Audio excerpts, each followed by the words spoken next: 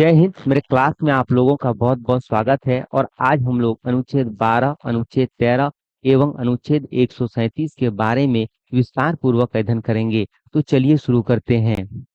तो दोस्तों, अनुच्छेद 12 एवं अनुच्छेद 13 कोई मौलिक अधिकार नहीं है, लेकिन ये मौलिक अधिकारों से संबंधित है, अर्थात ये जुड़े हुए हैं। इसलिए जो है इन्हें पढ़ना बहुत जरूरी है। चलिए देखते हैं। तो अनुच्छेद 12 में राज्य की परिभाषा की बात कही गई है, अर्थात राज्य क्या है। ठीक है। जब दोस्तों आप लोग जो है कि मौलिक अधिकार को पढ़ेंगे तो आप लोगों को वहां पर बार बार राज्य शब्द देखने को मिलेगा। ठीक है। और वो जो राज्य शब्द है उसी की जो परिभाषा है, इसका उल्लेख हमें अनुच्छेद 12 में देखने को मिलता है। और आप लोग सोच रहे होंगे कि राज्य का तात्पर्य बिहार राज्य, उड़ीसा राज्य, झारखंड राज्य से है, लेकिन वो राज्य अलग है और यहाँ पर अलग राज्य की बात हो रही है। वैसे छात्र जो यूपीएससी की भी तैयारी कर रहे हैं, लेकिन उनको भी जो है कि राज्य की परिभाषा का पता नहीं है और उन्हें ये भी नहीं पता है कि राज्य के अंतर्गत क्या क्या शामिल है। तो चलिए आज हम लोग यही देखेंगे कि राज्य की परिभाषा क्या है और राज्य के अंतर्गत क्या क्या शामिल है। चलिए, ठीक है। राज्य क्या है? राज्य एक ऐसी राजनीतिक संस्था होती है जो एक निश्चित भूभाग में रहने वाले संप्रभु लोगों का प्रतिनिधित्व करती है। तो आप लोग समझ ही गए होंगे कि राज्य किसे कहते हैं। ठीक है। अब हम लोग ये देखेंगे कि राज्य के अंतर्गत क्या क्या शामिल है। ठीक है। चलिए देखते हैं।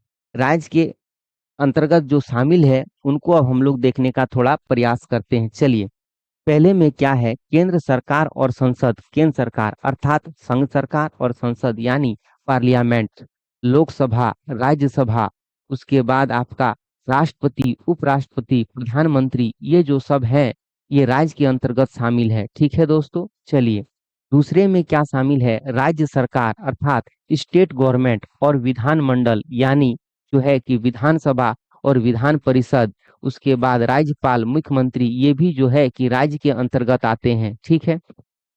तीसरे में क्या शामिल है, सभी स्थानीय निकाय अर्थात नगर पालिका, नगर पंचायत, ठीक है, पंचायत, जिला बोर्ड, सुधार संस्था, ये जो संस्थाएं हैं ये भी जो है कि राज्य के अंतर्गत आती है। ठीक है, ये आप लोगों को पता होना चाहिए। चौथे में क्या शामिल है, चलिए इसको भी देखते हैं। संवैधानिक और गैर संवैधानिक प्राधिकरण, इसका तात्पर्य ये हुआ दोस्तों कि जो है कि संवैधानिक और गैर संवैधानिक जो संस्था है, जैसे आपका हो गया यहाँ पे एलआईसी। एलआईसी भी क्या है, ये भी जो है कि राज्य के अंतर्गत आता है।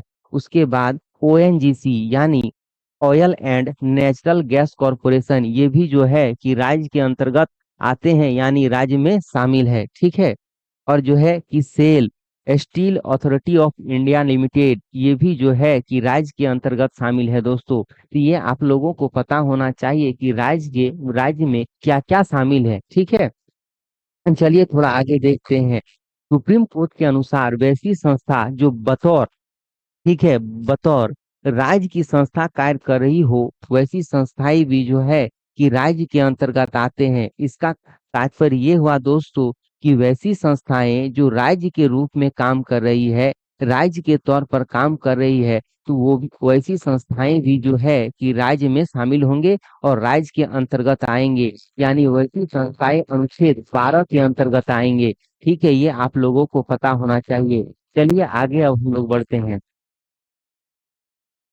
अब आते हैं अनुच्छेद 13।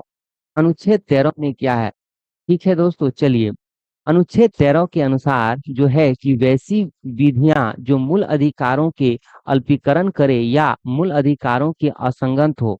इसका तात्पर्य ये है दोस्तों कि वैसा विधि या वैसा कानून जो मूल अधिकारों का अल्पीकरण करे, यानी मूल अधिकारों का कम करे, या फिर जो है कि मूल अधिकारों के खिलाफ हो, वे सभी विधियां क्या होगी, शून्य होगी। ठीक है। मतलब जो है कि उन विधियों को जो है कि माना नहीं जाएगा, खारिज कर दिया जाएगा। ठीक है। चलिए, दूसरे शब्दों में ये विधियां न्यायिक समीक्षा योग्य है, यानी जुडिशियल रिव्यू।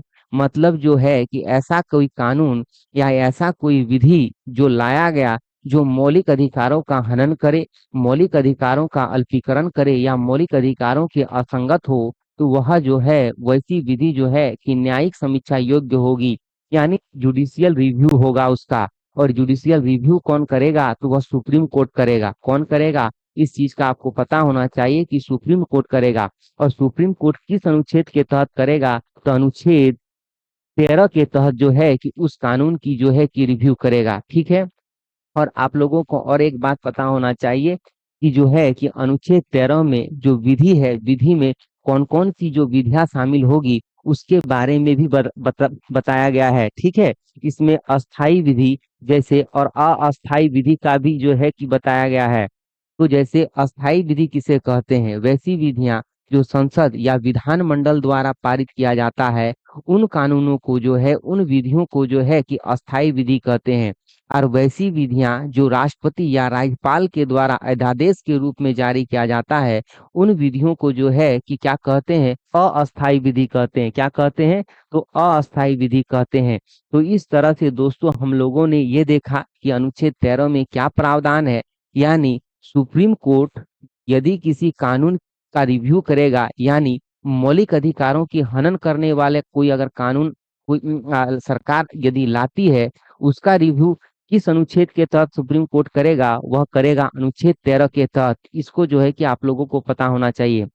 अब थोड़ा दोस्तों हम लोग यहाँ पर अनुच्छेद 137 को देखते हैं।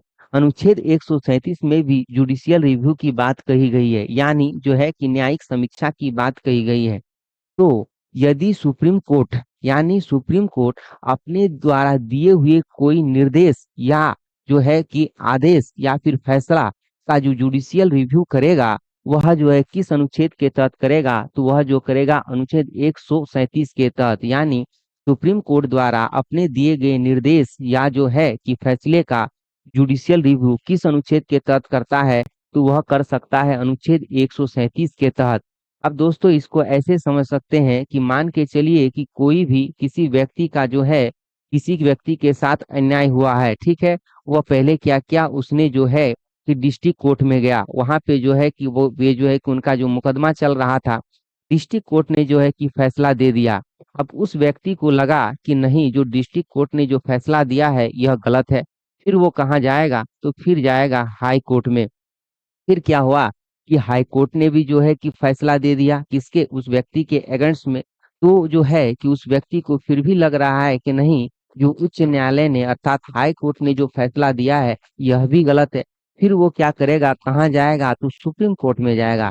फिर क्या हुआ कि सुप्रीम कोर्ट में भी जो है कि उस व्यक्ति के अगेंस्ट में जो है कि फैसला देता है, निर्णय देता है। तो फिर उस व्यक्ति को जो है कि लगता है कि नहीं, जो सुप्रीम कोर्ट ने जो फैसला दिया है कि जो है कि वह भी फैसला गलत है। ठीक है। तब वो व्यक्ति कहाँ जाएगा, तो दोस्तों उसमें तब उस वक्त में क्या होता है कि जो है कि सुप्रीम कोर्ट कोर्ट जो है कि अनुच्छेद 137 के तहत अपने द्वारा दिए गए निर्णय की समीक्षा करता है, यानी जांच करता है, यानी जुडिशियल रिव्यू करता है। और उसके बाद अगर उसको लगता है कि सुप्रीम कोर्ट ने जो फैसला दिया था उसमें जो है कि सुधार होना चाहिए या फिर जो है कि यह फैसला गलत है, तो सुप्रीम कोर्ट दोबारा फैसला सुना सकती है। तो आप समझ गए कि अनुच्छेद 137 में क्या अंतर है और जो है कि अनुच्छेद 13 में क्या अंतर है। यानी सुप्रीम कोर्ट मूल अधिकारों के अल्पीकरण या असंगत कोई विधियां लाई जाती है, तो उसका जो जुडिशियल रिव्यू करेगा, तो वह अनुच्छेद 13 के तहत करेगा। और उसके बाद अनुच्छेद 137 के तहत क्या करेगा, अपने जो द्वारा दिए गए निर्णय या फैसले को जो है कि वह जुडिशियल रिव्यू कर सकता है। ठीक है दोस्तों, तो यह बहुत ही जो है समझना इस अनुच्छेदों को बहुत ही जरूरी था। चलिए अब आगे बढ़ते हैं। अब थोड़ा यहाँ पर देखते हैं मार्शल लॉ अर्थात मिलिट्री शासन या सैन्य कानून। किसी देश के भीतर सरकार द्वारा घोषित ऐसी न्याय व्यवस्था जिसमें जो है किसी क्षेत्र का शासन और या फिर यूं कहे कि नियंत्रण जो है कि पूर्ण रूप से सेना के हाथों में सौंप दी जाती है। मतलब जो है कि सेना को जो है कि वह क्षेत्र जो है पूरा अंडर में, सेना के अंडर में कर दिया जाता है और सेना ही जो है कि उस क्षेत्र का जो है कि शासन एवं नियंत्रण करती है।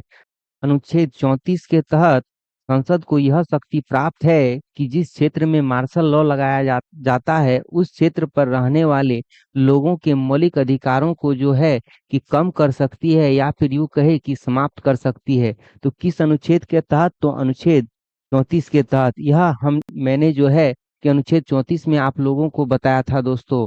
तो दोस्तों मेरा यह टॉपिक जो है कि कंप्लीट हुआ और यह जो है कि बहुत ही महत्वपूर्ण अनुच्छेद था जिसको हम लोगों ने देखा। और आप लोगों से मेरा थोड़ा रिक्वेस्ट है कि मेरा जो है कि इस वीडियो को लाइक कीजिए, सब्सक्राइब कीजिए, कमेंट कीजिए और अपने सगे संबंधियों को भेजिए। दोस्तों इस वीडियो को बनाने में बहुत मेहनत लगता है और मैंने इसे बहुत ही सरल भाषा में समझाने का प्रयास किया है। आप लोग दोस्तों किसी भी बुक को उठाइए और उसके बाद जो है कि आप उस पर उसमें जो है कि प्रश्न लगाने का प्रयास कीजिए। आपको जो है कि लगभग 90 से 95% जो है कि आपके प्रश्न जो है कि सॉल्व हो जाएंगे।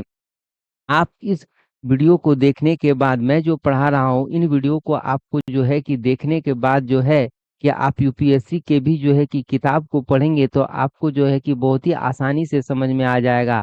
तो मेरा यह टॉपिक खत्म हो गया दोस्तों। जय हिंद, जय भारत।